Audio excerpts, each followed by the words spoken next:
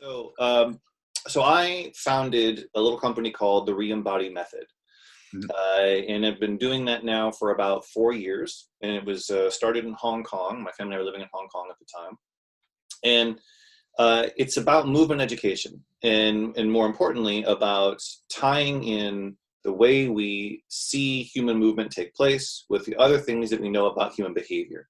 So psychology and social behavior and biochemistry and neurochemistry.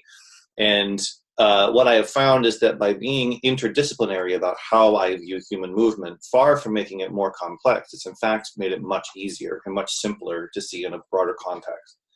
Rock And on. so Yeah. the Reembody method is essentially about trying to view human movement through a interdisciplinary lens.